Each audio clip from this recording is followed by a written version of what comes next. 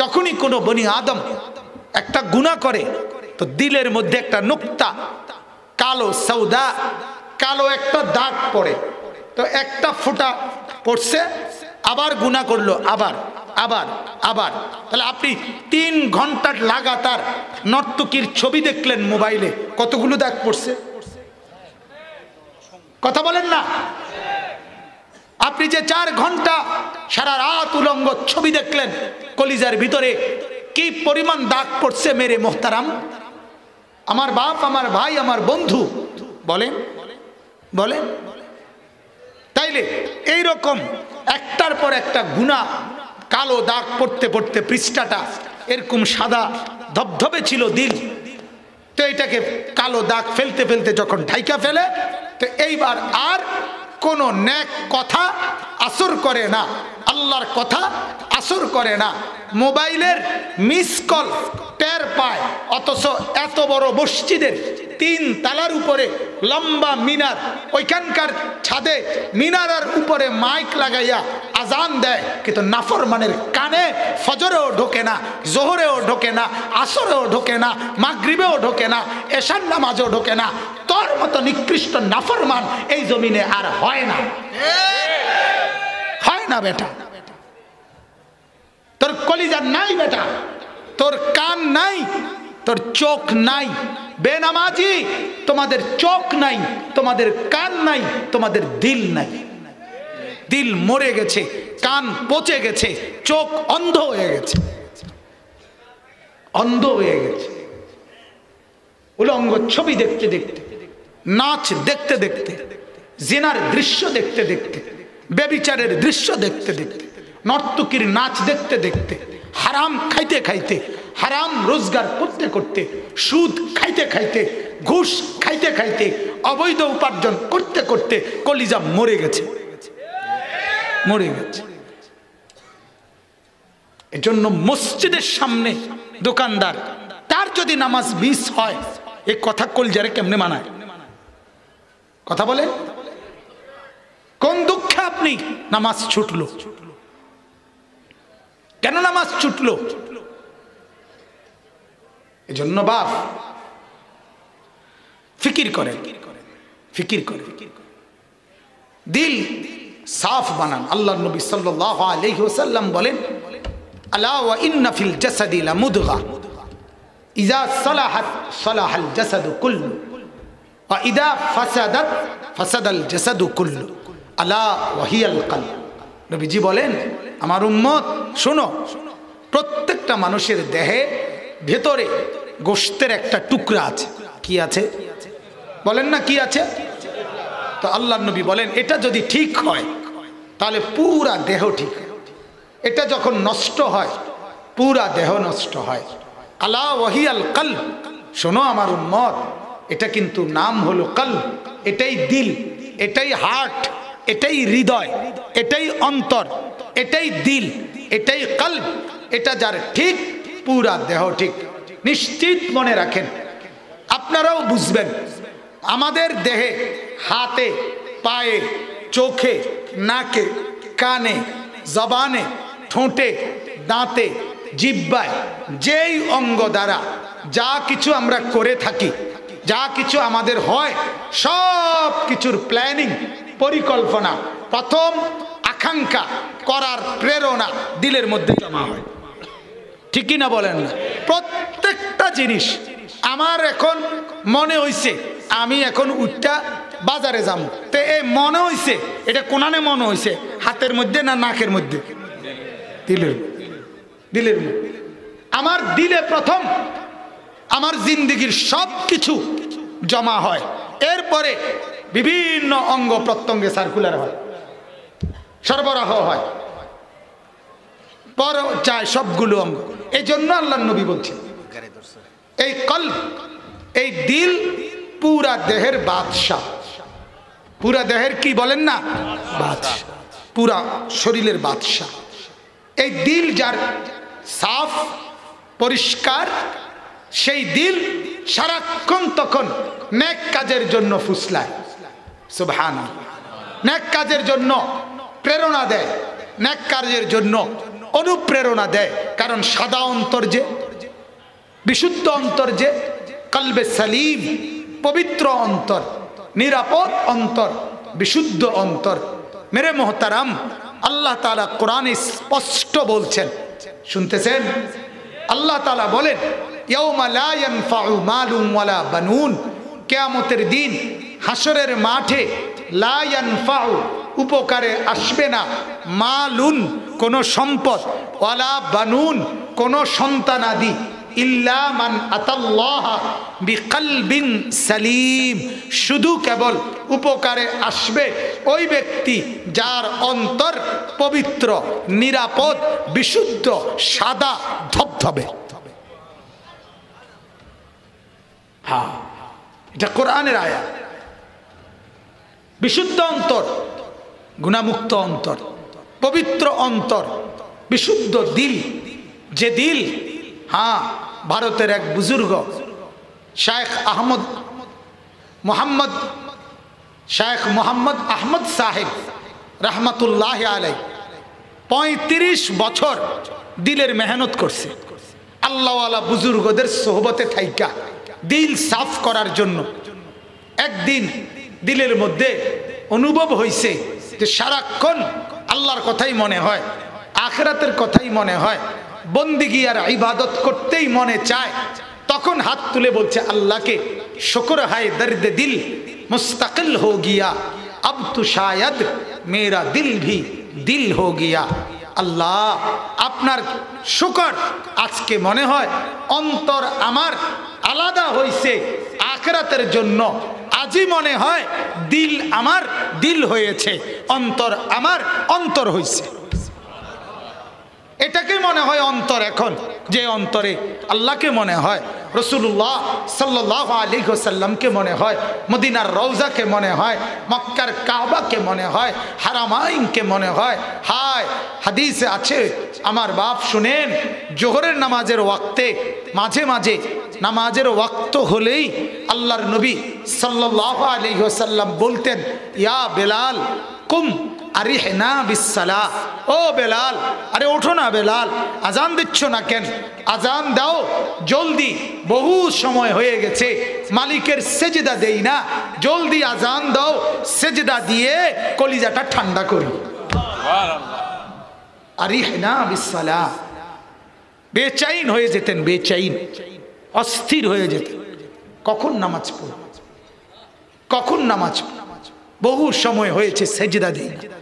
সেজদা যখন বান্দা দেয়, বুজুর্গানে দ্বীন বলে, হাদিসের আলোকে, হাদিসের মধ্যে আছে, আল্লাহ নবী সাল্লাল্লাহু আলাইহি ওয়াসাল্লাম বলেন, আকরাবু মা ইয়াকুনুল আবদু মির রাব্বিহি ওয়া হুয়া সাজিদ, একজন ঈমানদার তার মুনিব আল্লাহ তাআলার সবচেয়ে কাছাকাছি, সবচেয়ে ঘনিষ্ঠ হয় কখন?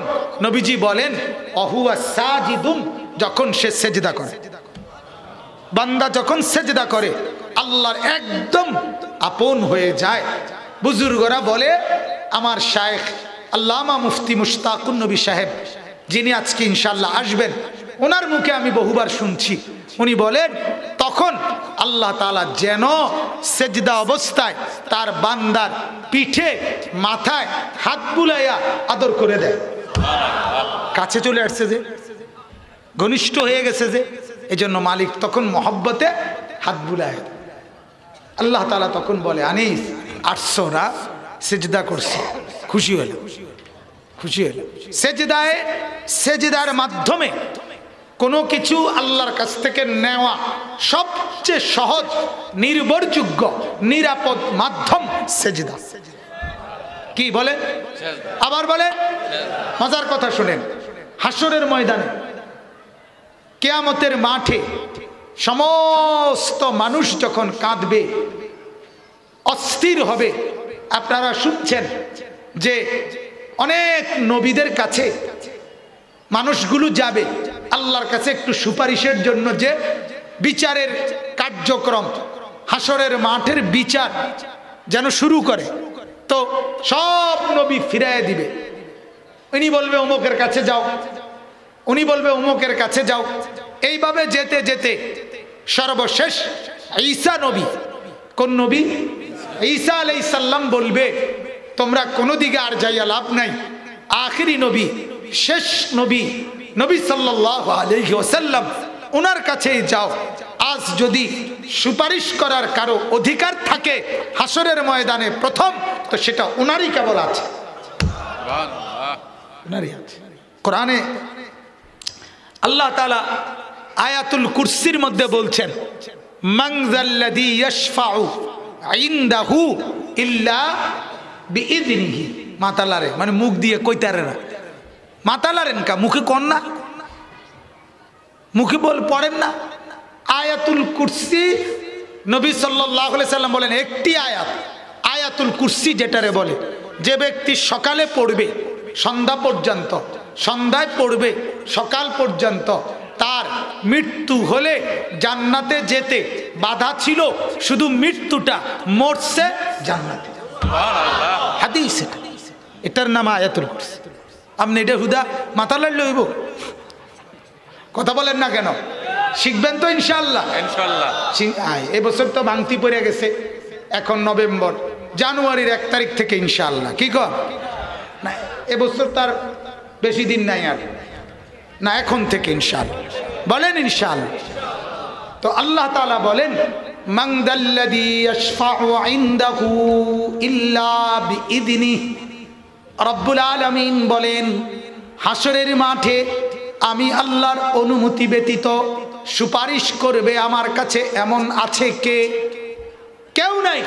আমি অনুমতি ছাড়া কাউকে সুপারিশ করার অধিকার নাই।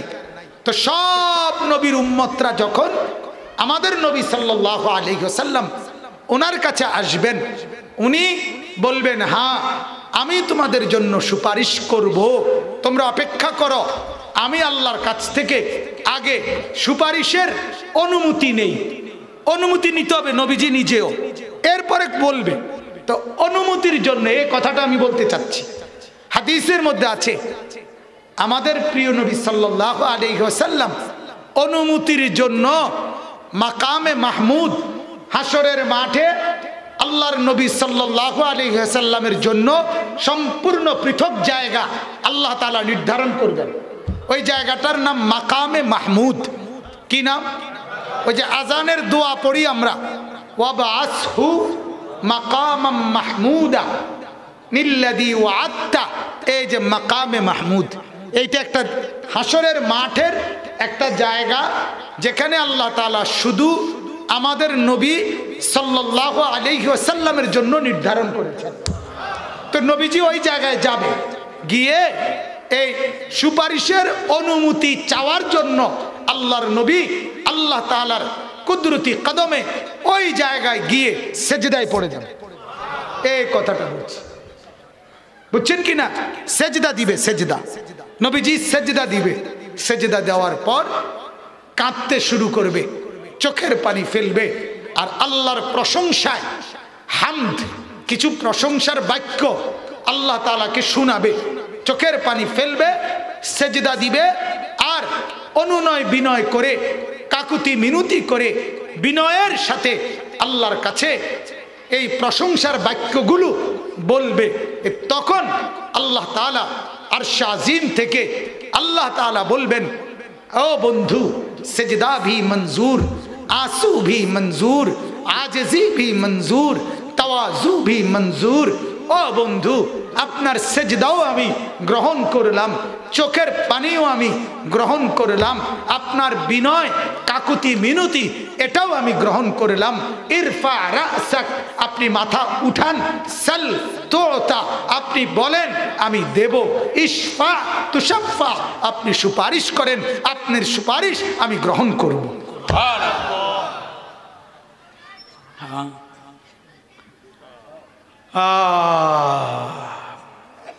চিনলেন না কাকে?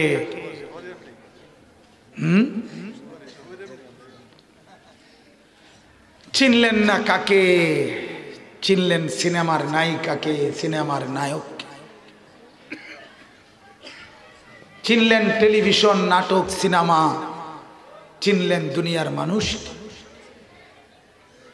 যিনি কাঁদবেন, সেজদা দিবেন, সুপারিশ করবেন, তাকেই চিনলেন।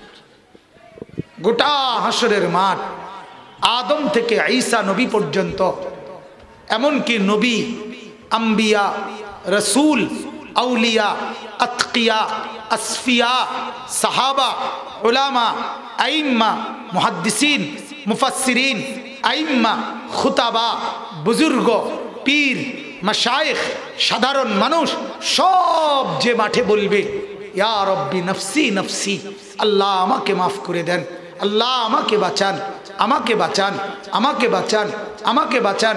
গোটা মাঠ এই একই আওয়াজ, শুধু একজন বলবে ইয়া রব্বি উম্মতি উম্মতি, আল্লাহ উম্মতকে বাঁচান, উম্মতকে বাঁচান, উম্মতকে বাঁচান। তিনি মুহাম্মদুর রাসূলুল্লাহ সাল্লাল্লাহু আলাইহি ওয়াসাল্লাম। বলেন আলহামদুলিল্লাহ। কলিজার সবচেয়ে বেশি আপনজন হওয়া উচিত ছিল তিনি, কিন্তু ছেড়ে দিলেন ওনাকে। যখন বিড়ি সিগারেট খান তখন মনে হয় ওনার কথা? হ্যাঁ, তখন মনে হয়। তো যখন টেলিভিশনে, চা দোকানে নর্তকীর নাচ দেখেন, নাচ গান দেখেন, তখন মনে হয় মদিনার এই বন্ধুকে? কথা বলেন না কেন? এই যুবক, যখন উলঙ্গ ছবি দেখো, নাচ দেখো, হিন্দি সিনেমার নায়িকা দেখো, তখন কি মনে হয় মদিনার বন্ধুকে? তাইলে কাকে দেখে, কার কথা ভেবে, কার পিছনে ঘুরে জীবন শেষ করলেন? অথচ আপনি চাইলেও মরতে হবে, না চাইলেও মরতে হবে। আপনি সম্পদশালী হলেও মরতে হবে, আপনি ভিক্ষুক হইলেও মরতে হবে, মোটা তাজা হইলেও মরতে হবে, চিকন হ্যাংলা পাতলা হইলেও মরতে হবে, সুঠাম স্বাস্থ্যবান সুস্থ হইলেও মরতে হবে, অসুস্থ বিমারি হলেও মরতে হবে। নিশ্চিত মৃত্যুবরণ করতেই হবে, হাসরের ময়দানে যেতেই হবে, মিজানের পাল্লায় দাঁড়াইতেই হবে, আমল নামা হাতে নিতেই হবে, ফুল সেরাত পার হতেই হবে। আজকের রাত যেমন সত্য, আজকের দিন যেমন সত্য, এর চাইতে বেশি সত্য সেই কথা বলি। কিন্তু আমার বাপ কেন ভুলে গেল? বলে হ্যাঁ, আল্লাহ তাআলা আমাকেই নসিহত গ্রহণ করার তৌফিক দান করে। ভাবেন, প্রত্যেকেই ভাবেন, এই ওয়াজ, এই নসিহত, এই ইন্তেজামের মূল মাকসাদ কি? আপনাকে শুধুই কেবল প্রদর্শন, আমরাও বেড়া হইলে আমরার মসজিদ কমিটিও একটা মাহফিল করতে পারে, এটা দেখানো, ঠিক না? এটাই তো মাকসাদ। দেখাই দিলাম বেড়া হইলে একটা মাহফিল করিয়া, না, এটা তো মাকসাদ না। মাকসাদ আপনার কলিজায় আখিরাতের ফিকির তৈরি করা, পরকালের ফিকির তৈরি করা। আল্লাহ তাআলা আমাদেরকে আখিরাত আর পরকালের ফিকির কলিজার ভেতরে লালন করার তৌফিক দান করেন। আমি প্রায় কথা বলি, দুনিয়া বুঝাবার লোকের অভাব নাই, আখিরাত বুঝাবের লোক বড় অভাব। বড় অভাব কিনা বলেন না? এখানে যে শিল্পপতিরা, মোশাররফ ভাই পুরা নরসিংদী বুঝাই দিতে পারবো, ঠিক কিনা বলেন না কেন? ওই যে আরেক বেটা ইকবাল ভাই পুরা ঢাকা বুঝাই দিতে পারবো, সুতা কারে কয়, শার্ট খারে কয়, কোন কোম্পানি কিতা বালা বুঝে। এগুলা দুনিয়া বুঝাবার লোকের অভাব নাই, কিন্তু আখিরাত বুঝাবার লোকের বড় অভাব।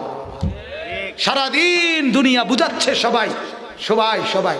আমি নিজে দেখছি, ক্ষেতের মধ্যে লুঙ্গি পরা আপনার ব্যক্তি কাজ করতেছে, ক্ষেতের মধ্যে সবজি, ওই ব্যক্তিকে দেখছি প্রাইভেট কার থামাইয়া চারজন ওই মনো আপনার বীজ বা এই জাতীয় কোনো কোম্পানির লোক তারা পাশে বৈশা তারে বুঝাইতে আছে। তাহলে দুনিয়া ফুলকপি আর ফাতা কফি এইটা বুঝানোর জন্য আপনার লোক চারজন অফিসার, আখিরাত বুঝাবার লোক কই? কই? মা তার সন্তানকে আখিরাতের কথা মনে করায় না, বাবা তার সন্তানকে আখিরাতের কথা মনে করায় না, বড় ভাই ছোট ভাইদেরকে আখিরাতের কথা মনে করায় না, বোন তার ভাই বোনদেরকে আখিরাতের কথা মনে করায় না, চাচা মামা ফুফা খালু এতগুলো মানুষ একজন মানুষের বাবা মা দাদা দাদি নানা নানি চাচা মামা ফুফা খালু ভাই বোন বোন জামাই বড় বোন এতগুলো মানুষ যদি একবার করে দুইবার করে 10 বার করে এই বাচ্চাটাকে আখিরাত আর পরকাল নামাজ আর বন্দিগি কবর আর হাসরের কথা মনে করাইতো খোদার কসম সে এত ভুলতো না। আজ যে পরিমাণ ভুলে গেছে। মুসলমানের ছেলে ফজরের নামাজ কখন পড়ে ভুলেই গেছে। লক্ষ লক্ষ কোটি কোটি মুসলমানের ছেলে ফজরের নামাজ কখন পড়ে ভুলেই গেছে। আমার শায়েখ আল্লামা মুফতি মুশতাকুন নবী সাহেব বলে, ভুলে গেছে না শুধু ভুল না ভুল গিয়া, ভুলে গেছে যে এটাও ভুলে গেছে। ফজর নামে যে একটা নামাজ আছে এটাই মনে নাই। নামাজ মানেই জুমার নামাজ মূলত 1 ওয়াক্ত, বাকি 5 ওয়াক্ত এটি আমরা অল্প কয়েকজন বেকুব আমরার বানানো। এটি নামাজ শুধু জুমা, যার কারণে সবাই জুমা পড়ে বাকি নামাজগুলো পড়ে না। তার মানে আল্লাহকে বুঝায় যে আল্লাহ আপনি ফরজ করছেন যেটা এটা পড়ছি, আরে হুজুররা বানাইয়া কইছে যেটা এটা মানছি না। তো নাইলে কি বলে, ঠিক না কথাটা? নাইলে কারণটা কি? শনিবার রবিবার সোমবার মঙ্গলবার বুধবার বৃহস্পতিবার আল্লাহকে মনে হয় না কেন? কেন মনে হয় না? আল্লাহ তাআলা আমাদেরকে বুঝ দান করেন। মেরে মোহতারাম, আমার বাবা আমার ভাই আমার বন্ধু জওয়ান ছেলেরা, আমি এতক্ষণ পর্যন্ত কথা লম্বা হয়েছে যে কথাটা বুঝাবার জন্য যে অল্প কথায় কি হইতে পারে, মনে আছে কিনা? অল্প কথায় কি হইতে পারে, কিন্তু কার? যার চোখ আছে, যার কান আছে, যার দিল আছে। এজন্য আল্লাহ কোরআনে বলছে কাফের যারা তাদের লাহুম কুলুবুন লা ইয়াফকাহুনা বিহা। জাহান্নামী কেন জাহান্নামী? আল্লাহ নিজে বলছে তার দিল ছিল কিন্তু সেটা কিছু বোঝে নাই। ওয়ালাহুম আয়ুনুন লা ইউবসিরুনা বিহা, তার চোখ ছিল কিন্তু কিছু দেখে নাই। ওয়ালাহুম আযানুন লা ইয়াসমাউনা বিহা, কান ছিল কিন্তু কিছু শুনে নাই। এই জন্য জাহান্নাম। তার মানে কি? সমস্ত জাহান্নামী মূলত দুনিয়াতে অন্ধ ছিল, ঠিক না কথাটা? যারা অন্ধ তারাই মূলত জাহান্নামী, যারা বধির কানে শুনে না তারাই মূলত জাহান্নামী, নাকি? যারা পাগল কিছুই বুঝে না তারাই মূলত জাহান্নামী? না না, আল্লাহ বলেন তোমাদের দৃষ্টিতে তো তোমরা দেখছো চোখ আছে, কান আছে, দিল আছে, কিন্তু আমি দেখছি চোখ নাই, কান নাই, দিল নাই। কারণ যেই দিল আমাকে ভাবে না ওইটা কোনো দিল না, যে কান আমার আজান শুনে না সে কোনো কান না, যেই চোখ আমার কোরআন দেখে না, আমার বন্ধুর হাদিস দেখে না, ওইটা কোনো চোখ না, ওইটা দুনিয়ার ভোগবিলাস জন্তু জানোয়ারের মতো উপভোগ করছে। জন্তু জানোয়ার যেমন দুনিয়া ভোগ করছে ওইটাও ভোগ করছে। আল্লাহ আমাকে মাফ করে দেন। আল্লাহ তাআলা আমাদের কলিজার মধ্যে বুঝ দান করেন। আচ্ছা, মাশাআল্লাহ, বলেন আলহামদুলিল্লাহ, সকলেই বলেন আলহামদুলিল্লাহ। হযরতের জন্য আমার শায়েখ আরিফ বিল্লাহ হাকিমুন নফস আল্লামা মুফতি মুশতাকুন নবী কাসিমি হযরত দামাত বারাকাতুহুমের জন্য আমরা সবাই দোয়া করব। আল্লাহ তাআলা তাকে পূর্ণ সেহত আফিয়ত দান করেন, বলেন আমিন। সবাই বলেন আমিন। সারা বাংলাদেশ থেকে বিশ্বাস করেন এই পরিমাণ মাহফিল ওনার কাছে চায়, যদি কাইটটা টুকরা টুকরা করে ফাটান যাইত তাইলেও চাহিদা পূরণ করা সম্ভব। বেচারা কি করবে? কিভাবে সম্ভব? একজন মানুষ কি করবে? আল্লাহ তাআলা হিম্মত দান করেন, আল্লাহ তাআলা সুস্থতার এক জিন্দেগি দান করেন, বলেন আমিন। মোহতারাম হাজিরিন, আমি যে আয়াতটা পড়ছি এই আয়াতটা আল্লাহ তাআলা আমাদেরকে পরকালই মনে করাই দিছে, যেটা আমি এতক্ষণ বলে ফেলছি। এটাই মূল কথা। আপনি শুধু আয়াতের তর্জমা দেখেন, আপনি জান সময় দিব, আগে দেখা করে বসাইয়া আসে। ভাই মেহরবানি করে সবাই উঠাউঠি করেন না, আল্লাহর ওয়াস্তে হুজুর আমি বললাম হুজুর অসুস্থ, দয়া করে কেউ হুজুরের সাথে দোতলায় উঠবেন না, একদম অনুরোধ করলাম, একজন লোকও যাবেন না ওদিকে, কেউ বিরক্ত করবেন না মেহেরবানি করে,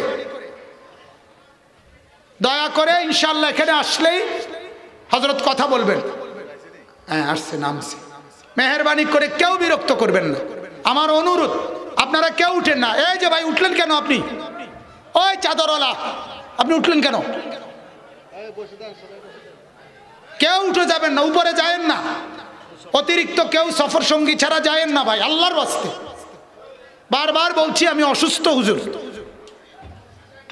মেহেরবানি করে কেউ ইনশাআল্লাহ আসবে। ইনশাআল্লাহ আল্লাহ তাআলা পুরি সেহাত আফিয়ত দান করেন, বলেন আমিন। আল্লাহ তাআলা আপনাদেরকে সবাইকে সুস্থতার হায়াত দান করেন। আমার বাপ, সুস্থতা অনেক বড় নিয়ামত, এজন্য আল্লাহ তাআলার কাছে সুস্থতা কামনা করা সবসময় আল্লাহর কাছে চাওয়া উচিত। আল্লাহ তাআলা আমাদেরকে সুস্থতার জীবন দান করেন।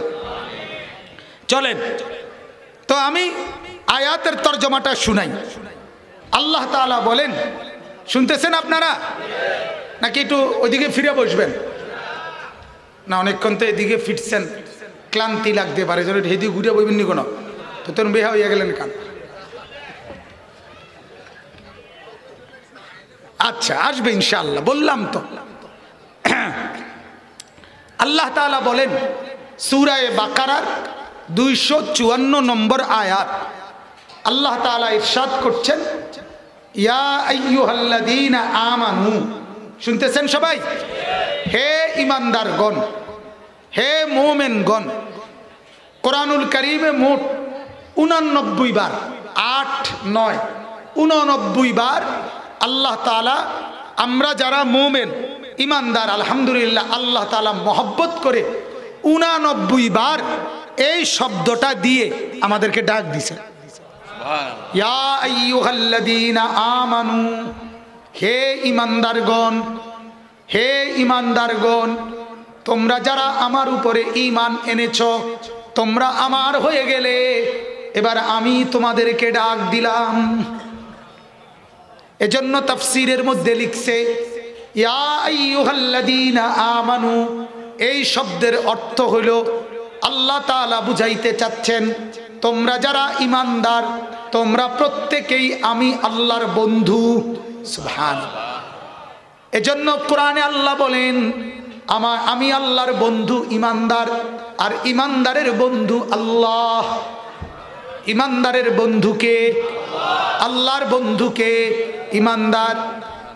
আল্লাহু ওয়ালিউল্লাযীনা আমানু, আল্লাহ তাআলা বলেন আল্লাহ যিনি বন্ধু কাদের? আল্লাযীনা আমানু, যারা ইমানদার তাদের। সুবহানাল্লাহ, ইমানদারদের বন্ধুকে।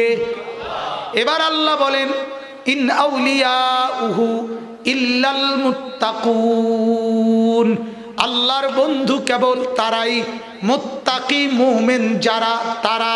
সুবহানাল্লাহ। অতএব ইমানদারের বন্ধু আল্লাহ, আল্লাহর বন্ধু ইমানদার। সুবহানাল্লাহ। আমাদের প্রিয় নবী সাল্লাল্লাহু আলাইহি ওয়াসাল্লাম তিনি আল্লাহর বন্ধু, সেটা আরো উন্নত অর্থে। কথা বুঝছেন কিনা বলে? তিনি যে আল্লাহর হাবিব, সেটা আরো সর্বোচ্চ অর্থে। হযরত ইব্রাহিম আলাইহিস সালাম খলিল, আল্লাহর বন্ধু, সেটাও আরো উন্নত অর্থে। বাকি আমরাও আল্লাহর, ইমানদাররাও আল্লাহর বন্ধু। সুবহানাল্লাহ। প্রত্যেকটার স্টেজ হইতে পারে, প্রত্যেকটার স্তর কি হইতে পারে, কিন্তু ইমানদাররাও কার বন্ধু? কন্যা আল্লাহ। এই জন্য আল্লাহ তাআলা বলেন ইয়া আইয়ুহাল্লাযীনা আমানু, হে ইমানদারগণ, মানে হে আমার বন্ধুগণ। হে আমার কে? বন্ধুরা, বন্ধুগণ। এবার আল্লাহ বলেন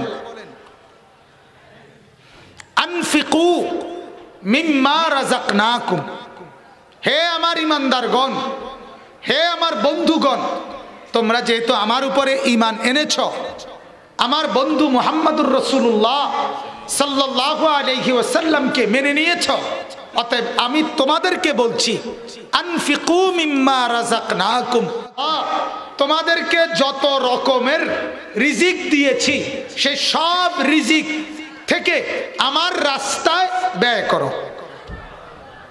কার রাস্তায়? আবার বলেন, কার রাস্তায়? কি থেকে ব্যয় করবেন? আল্লাহর দেওয়া রিজিক থেকে। কার দেওয়া রিজিক থেকে? বলেন, আল্লাহর দেওয়া রিজিক থেকে।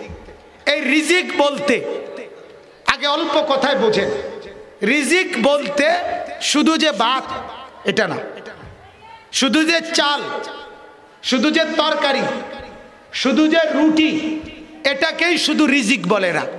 মাথার চুল থেকে পায়ের নখ পর্যন্ত আল্লাহ তাআলা আমাদেরকে যা কিছু দিয়েছেন এবং চতুর্দিকের দুনিয়ায় উপভোগের জন্য আল্লাহ তাআলা এই যে জগতে আমাদের জন্য যা সাজিয়েছেন সব আল্লাহর দেওয়া রিজিক।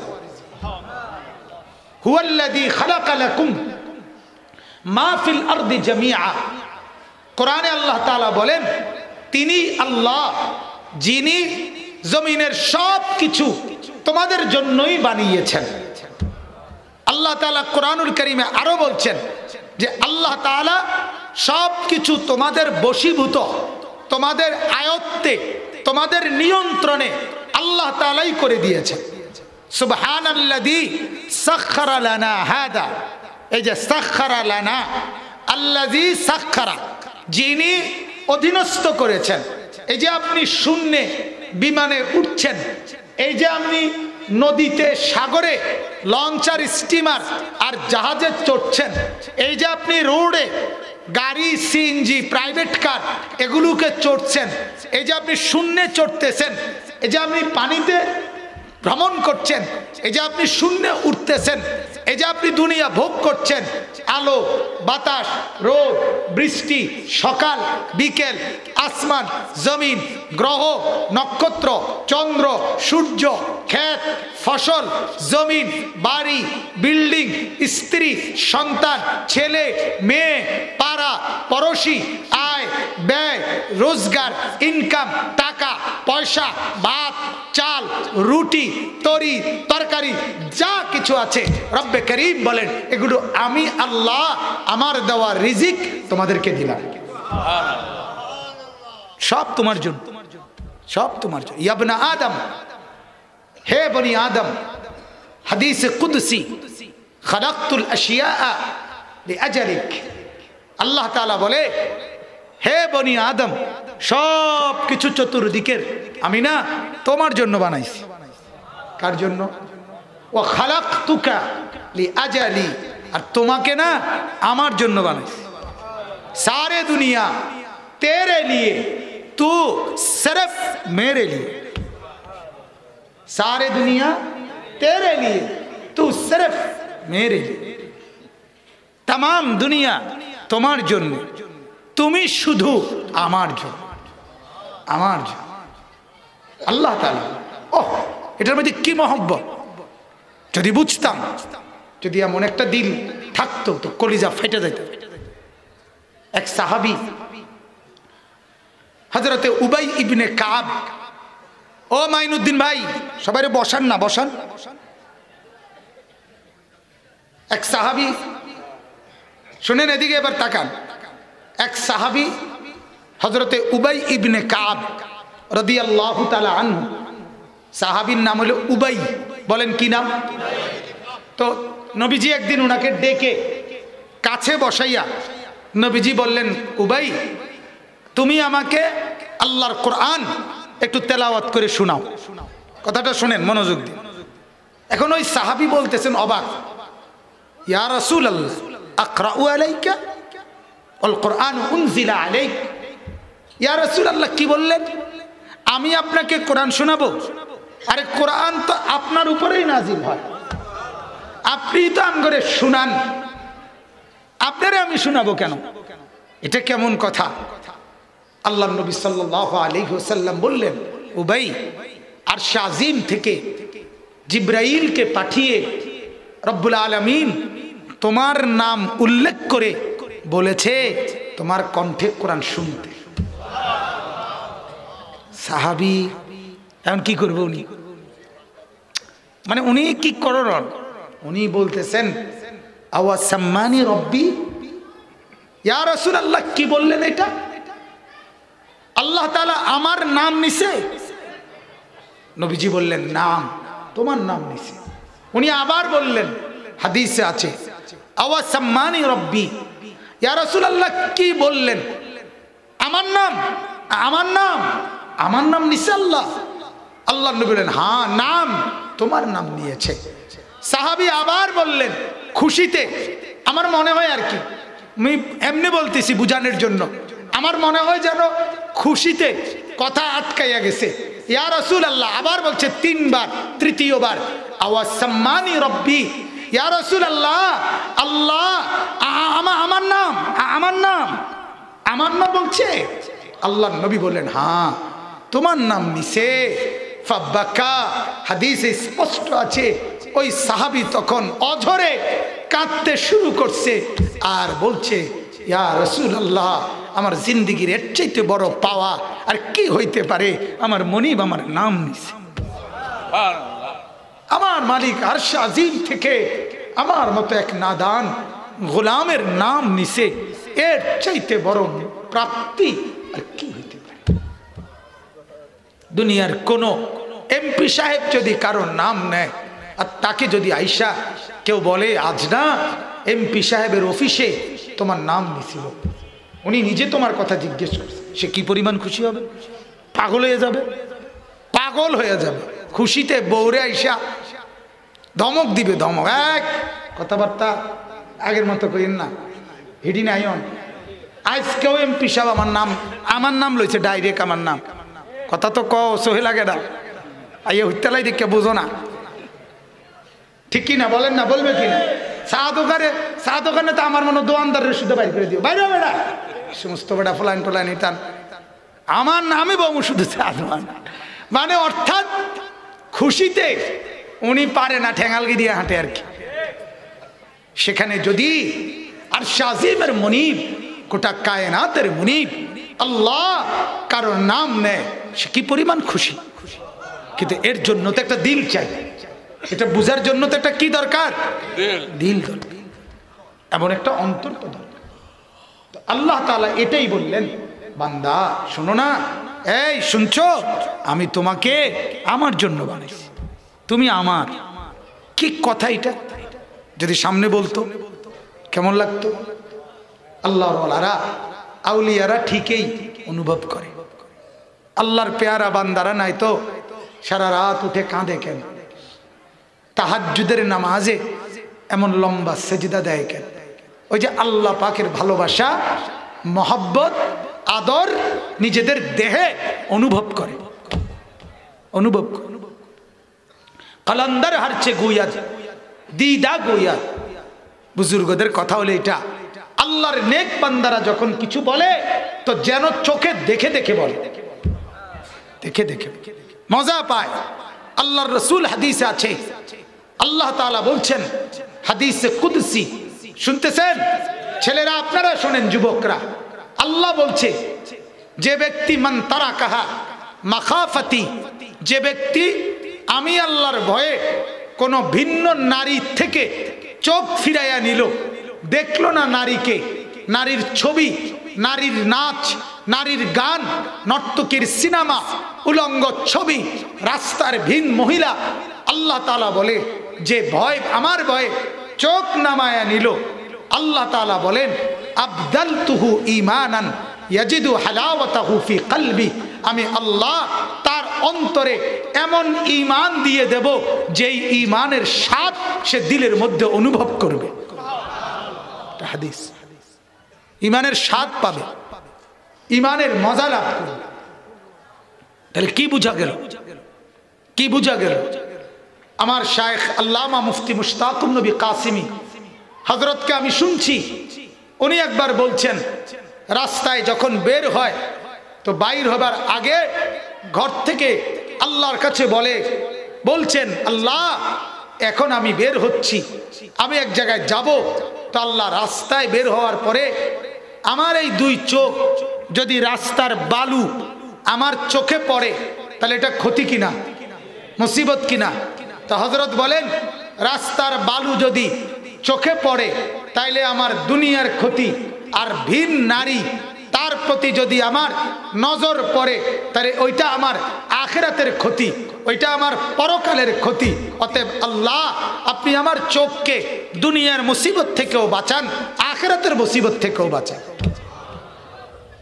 এ চোখে যেন বালুও না পড়ে, এ চোখে যেন ভিন নারীর প্রতি নজরও যেন না পড়ে। এমনটা হওয়া উচিত, চেষ্টা করা উচিত, চেষ্টা করা উচিত। আল্লাহর ওলিরা, আল্লাহর প্রিয় বান্দারা পারে, আল্লাহ তাআলার মহব্বত অনুভব করে, অনুভব করে।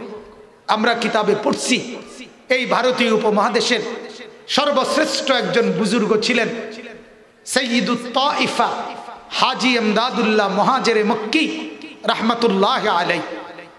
তিনি আল্লাহর কাছে দোয়া করতেন, আল্লাহ এই জগতের কত মানুষ হাত তুলে আপনার কাছে কত কিছু চায়, আর আমি ইমদাদুল্লাহ হাত তুলে আপনার কাছে আপনাকেই চাই। कोई तुझसे कुछ और कोई कुछ चाहता है, मैं हो तुझसे या रब तलबगारे तेरा। আল্লাহ কেউ এটা চায় ওটা চায়, কেউ ছেলে চায় মেয়ে চায়, বাড়ি চায় গাড়ি চায়, ভিসা চায় পাসপোর্ট চায়, বিদেশ চায় বিল্ডিং চায়, কত কিছু। আল্লাহ मैं हो तुझसे या रब तलबगारे तेरा, আমি আপনার কাছে মাওলা আপনাকেই চাই। কাকে চায়? আল্লাহকে চায়। হযরতে হাসান বসরি রাহমাতুল্লাহ আলাইহি বিশ্ববিখ্যাত বুজুর্গ ছিলেন। 120 জনের চাইতে বেশি সাহাবীকে যিনি সশরীরে দেখছেন। হাসান বসরি তাবিঈ, উনি বলতেন আমাকে আল্লাহ তাআলা যদি হাসরের মাঠে বলে হাসান তুমি 2 রাকাত নামাজ পড়ার সুযোগ চাও না জান্নাতে যেতে চাও, কোনটা নিবা বলো? হাসান বসরি বলেন খোদার কসম আমি মাওলাকে বলবো মাওলা আমি 2 রাকাত নামাজ পড়ার জায়গা চাই, জান্নাত না। কেন? জান্নাত তো আমার জন্য, 2 রাকাত নামাজ তো আমার মাওলার জন্য। কি কথা আর কি বুঝ না। আমরা ওনাদের মতো হইতে পারবো না, এই জন্য আমরা কিছুই করব না, এটাই উচিত, ঠিক কিনা? যখন আমি কিছুই করতাম না কাজে উঠতে লাই, এটাই বালা, এটাই নিরাপদ। শুয়ে লাইলাম ঘুমাইয়া লাইল, আমাকে বুঝ কিন্তু অনেকটা এরকম এটি কইয়া লাভ আসেনি। আমরা কি আর তাগো মতো হইতার না, আপনি যখন হইতেন ফাটতেন না কাজে আপনি ঘুমে যান, এটাই আপনি এটা তো পারবেন মাশাআল্লাহ, ঘুমটা তো ভালো বুঝছেন। আপনি বন বিড়ি চা দোকানের গপ এটা তো ভালো বুঝছেন মাশাআল্লাহ, এটা তো খুব বোঝেন। হ্যাঁ, ফাকনা ফাকনা আলাপ, পরের বদনাম গীবত শাকায়েত এগুলো তো খুব বুঝেন। আল্লাহ তাআলা আমাদেরকে মাফ করে দেন। অতএব আমার বাপ, আমার বলার উদ্দেশ্য হলো এটা বড় মহব্বতের কথা। আল্লাহ তাআলা বলেন সারা দুনিয়া বান্দা আমার দেওয়া রিজিক তোমার জন্য, তুমি কেবল আমার জন্য। আমি কার জন্য বলেন? আমরা কার জন্য? আল্লাহ। আর গোটা দুনিয়া কার জন্য? আমার জন্য। তো আল্লাহ তাআলা বলেন মাশাআল্লাহ, তো আল্লাহ তাআলা বলেন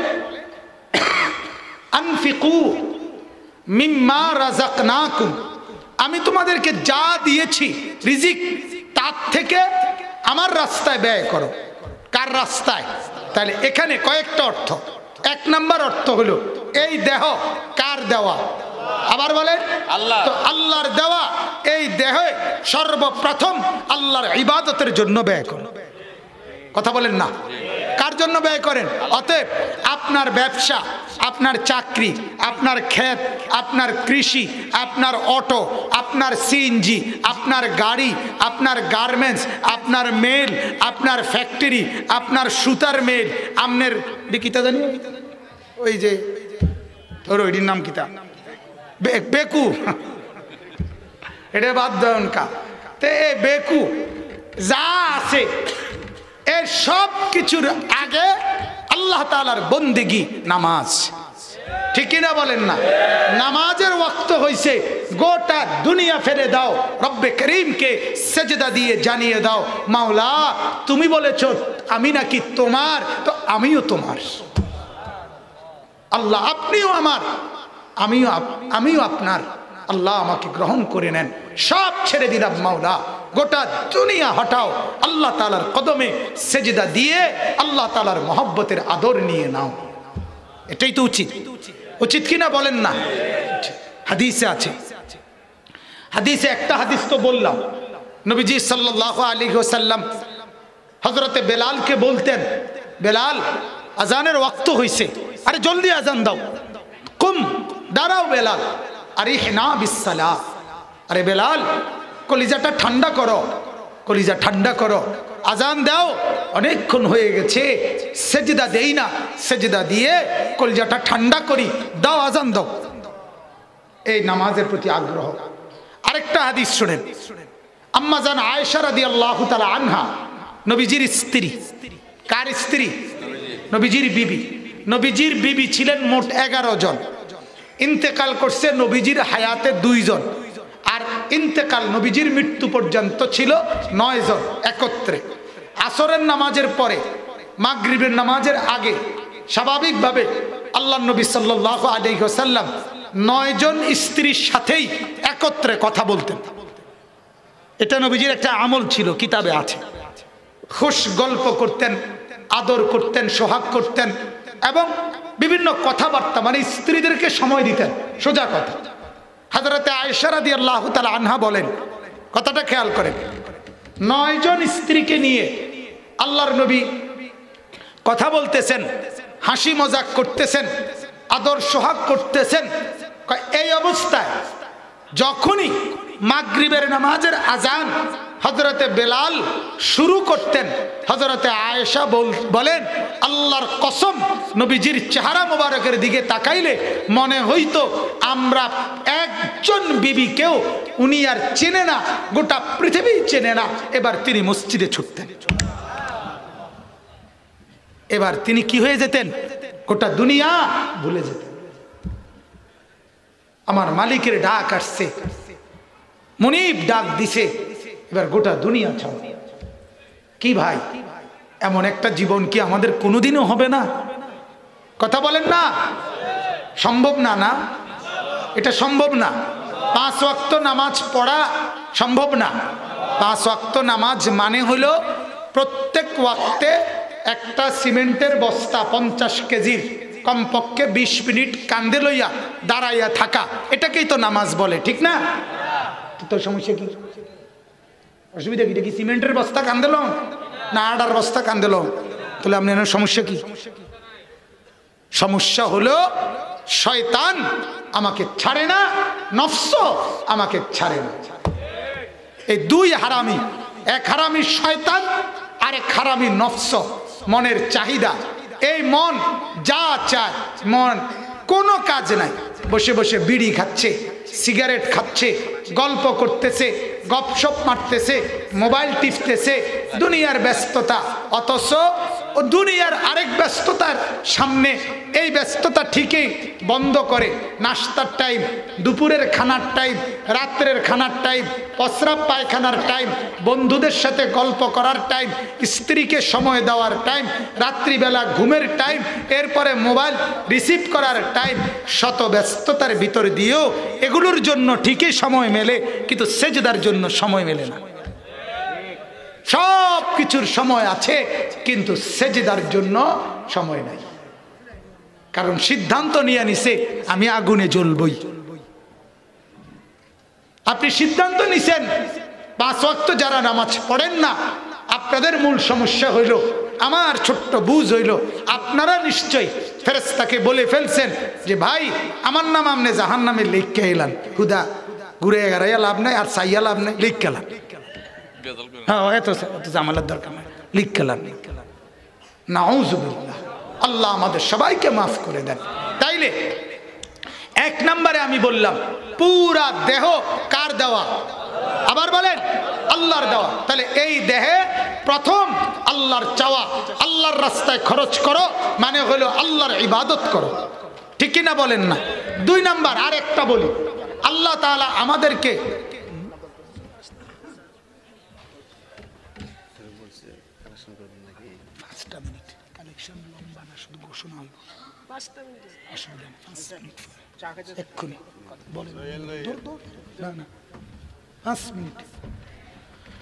তো দ্বিতীয় অর্থটা বলি, তাহলে কথা শেষ। দ্বিতীয় অর্থটা লম্বা না। 2 নাম্বার কথা হলো, আল্লাহ তাআলা বলেন, বান্দা একদিকে তোমার শরীর, এটা দিয়ে প্রথম আমি চাই আমার ইবাদত। প্রথম কি চাই বলেন না? ইবাদত। 2 নাম্বার, আল্লাহ তাআলা উপার্জনের যত কিছু আমাকে দিছে, টাকা পয়সা, ধন সম্পদ, মাল দৌলত, এইটা দ্বারা আল্লাহ চায় আমার রাস্তায় খরচ। কার রাস্তায়? আল্লাহ তাআলা বলেন, এই সম্পদ, এই মাল 1 টাকা হোক 100 কোটি টাকা হোক, আমার দেওয়া। কার দেওয়া? কথা বলে। যে কোনোভাবে আপনি টাকা রোজগার করেন তো আল্লাহর জমিনের ভিতর থেকে না বাহিরের থেকে? কথা বলেন না। আসমানের নিচের থেকে না আসমানের উপরের থেকে? মাটির নিচ থেকে না মাটির উপরের থেকে? তো আসমানও আল্লাহর, জমিনও আল্লাহর, সূর্যও আল্লাহর, চন্দ্রও আল্লাহর, আপনিও আল্লাহর, হাতও আল্লাহর, ফাও আল্লাহর, মাটিও আল্লাহর, রড সিমেন্ট ইট বালু সব উপাদান এগুলো তো আল্লাহর। আপনার কিতা? কথা বলেন না কেন? আমার কি? কিছুই না, সব কার? আল্লাহ। তো আল্লাহ তাআলা বলেন, আমি তোমাকে যে মাল সম্পদ দিয়েছি তার দ্বারা যাকাত, দান, সাদাকা, ফিতরা, নফল বিভিন্ন খাতে ব্যয়, যেগুলো দ্বারা নেকি হয়, যেগুলো দ্বারা সওয়াব হয়, আখিরাতের পুঁজি হয়, জান্নাতের ঘর হয়, কবরের আযাব মাফ হয়, জাহান্নামের আগুন হারাম হয়, এমন রাস্তায় তুমি বেশি বেশি দান করো। বলেন আলহামদুলিল্লাহ। এবার শুধু তর্জমাটা শুনেন। আল্লাহ তাআলা বলেন, তুমি শরীর দিয়ে, আমার দেওয়া শরীর দিয়ে ইবাদত করো, আমার দেওয়া মাল দিয়ে আমার রাস্তায় খরচ করো। কোন সময় পর্যন্ত? আল্লাহ বলেন, এই কথাটা খুব দরকার, দেখেন তর্জমাটাই যথেষ্ট। আল্লাহ তাআলা বলেন, একজন মানুষ উপার্জনের জন্য দুনিয়ায় বিভিন্ন রকমের বেচা কিনা উপার্জন করে। 2, মানুষ নিয়মিত বিভিন্ন প্রয়োজনে অপরের সাথে বন্ধুত্ব সম্পর্ক করে। 3, মানুষ বিভিন্ন প্রয়োজন পূরণের জন্য কারো না কারো সুপারিশ ধরে। আপনি বলে দেন। আল্লাহ তাআলা বলেন, মিন কাবলি আন ইয়াতিয়া ইয়াউমুন, আমার বান্দা এই দেহ দিয়ে ইবাদত করো, এই মাল দিয়ে দান করো, ওই সময়, ওই মাঠ, ওই দিন, ওই হাসরের ময়দান আসবার আগে, যেই দিন লা বাইউন, কোনো বেচা কিনা উপার্জন থাকবে না, ওয়ালা খুল্লাতুন, কোনো বন্ধুত্ব মহব্বত থাকবে না, ওয়ালা শাফাআতুন, কোনো সুপারিশ কারো থাকবে না। আচ্ছা, কি সুন্দর কথা, চিন্তা করছেন? যেদিন কোনো উপার্জনের মাধ্যম থাকবে না, যেদিন কোনো বন্ধু বান্ধব থাকবে না, যেদিন কোনো কারো তোমার পক্ষে একজন মানুষ আরেকজন তোমার পক্ষে সুপারিশ করে দিবে, এরকম কেউ থাকবে না।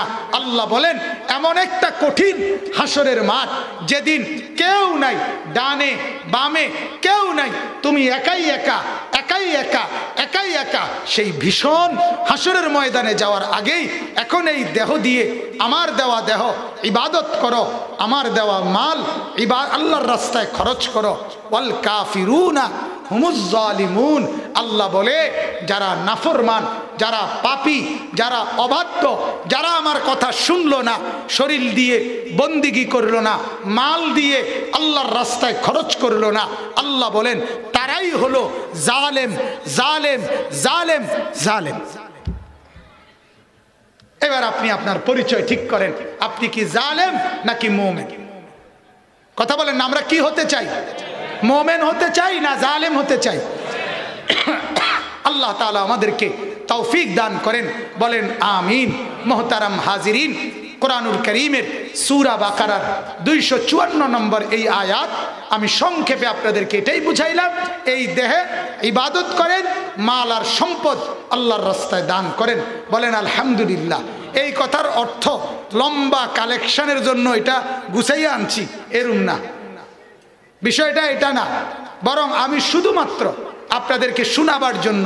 আলহামদুলিল্লাহ, আমাদের এই মসজিদ, এই ঈদগাহ, এখানে একটা কবরস্থান, এইটা আমাদের একটা কমপ্লেক্স। আলহামদুলিল্লাহ, মসজিদ 3 তালা হয়েছে, ঈদগাহ অনেক বড়সড় হয়েছে, কবরস্থান নতুন করে অনেক সৌন্দর্য বর্ধনের কাজ হচ্ছে। তো এই মসজিদটার 3 তালায় আপনার উপরে 3 তালার মধ্যে পুরা কাজটা শেষ হয় নাই। 3 তালার ওই কাজটা আপনার টাইলস লাগানো দরকার, নিচে ফ্লোর টাইলস, এরপরে আপনার সিমেন্ট, এরপরে কিছু মজুরি, এই কিছু কাজ বিভিন্ন সময় ঈদের নামাজ বিশেষ করে পুরা 3 তালার ছাদ ওইটা পর্যন্ত লাগে। যার কারণে আলহামদুলিল্লাহ, আমি হুজুর এখনই আসতে চাচ্ছেন, 5টা মিনিট শুধু আপনাদেরকে একটা কথা আগে শুনাই, আরেকটা আবেদন। একটা হলো, আলহামদুলিল্লাহ, আমাদের আজকের এই মাহফিলের যিনি প্রধান অতিথি, আমাদের এই ফরদাবাদ ইউনিয়ন পরিষদের শ্রদ্ধেয় চেয়ারম্যান জনাব রাশেদুল ইসলাম রাশেদ ভাই, তিনি আলহামদুলিল্লাহ চেয়ারম্যান সাহেব যে এমনভাবে দান করছে যার বাম হাত টের পায় নাই কি দান করছে, এই ব্যক্তিকে আল্লাহ আরশের নিচে ছায়া দান করবেন। আল্লাহ তাআলা আমাদেরকে তৌফিক দেন, কবুল করেন, বলেন আমিন। হযরতে মোহতারাম আরিফ বিল্লাহ হাকিমুন নফস আল্লামা মুফতি মুশতাকুন নবী কাসিমি দামাত বারাকাতুহুম হযরত আমাদের মাঝে তশরিফ এনেছেন। আমরা দয়া করে সবরের সাথে হযরতের নসিহত এবং দোয়া নিয়ে এরপরে বিদায় নেব।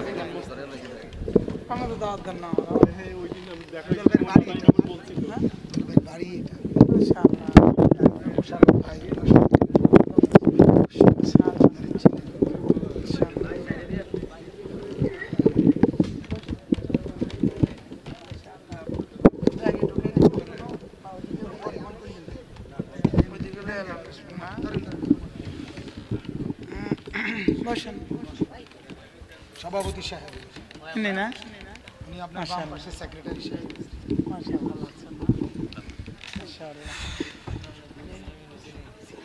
আল্লাহ